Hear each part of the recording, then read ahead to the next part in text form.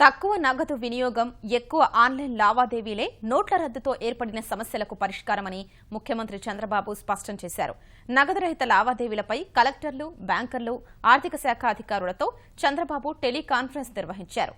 శనివారం బ్యాంకులకు సరఫరా అయిన 2,500 కోట్ల రూపాయల్లో 500 కోట్ల రూపాయలు 500 రూపాయల నోట్లే ఉన్నాయన్నారు.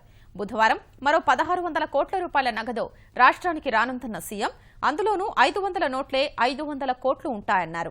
దీనివల్ల చాలా వరకు ఒత్తిడిని అధిగమించవచ్చని చంద్రబాబు అభిప్రాయపడ్డారు. రైతులు, డ్వాక్రా మహిళలు, ఉపాధి కూలీలకు నగదు చెల్లింపుల్లో ప్రాధాన్యత ఇవ్వాలని ఆదేశించారు. నగదు చెల్లింపులకు కేంద్రం ప్రకటించిన ప్రోత్సాహకాల్ని సద్వినియోగం చేసుకోవాలని చంద్రబాబు సూచించారు. అన్ని రైతు బజార్లను నగదు రహితం చేయాలని నిర్దేశించారు. రైతు బజార్లలో ఉచిత వైఫై సదుపాయం కల్పించడంపై అధికారులు దృష్టి పెట్టారన్నారు. అన్ని విశ్వవిద్యాలయాలు నగదు రహితం కావాలని ముఖ్యమంత్రి చంద్రబాబు స్పష్టం చేశారు. విశ్వవిద్యాలయాల్లో ఇప్పటికే అందుబాటులోకి తెచ్చిన వైఫై సదుపాయాన్ని సద్వినియోగం చేసుకోవాలని సూచించారు. ఫైబర్ గ్రిడ్ పనుల్ని వేగవంతం చేయాలని ఆదేశించారు. మొబైల్ లావాదేవీలు 1,60,000కు పెరగడంపై చంద్రబాబు సంతోషం వ్యక్తం చేశారు. రబీ పనులకు నగదు ఇబ్బందులు లేకుండా చూడాలన్నారు. ప్రతి మండలంలో 1 గ్రామం, ప్రతి నియోజకవర్గంలో 7 గ్రామాలు నగదు రహితంగా మారాలని నిర్దేశించారు.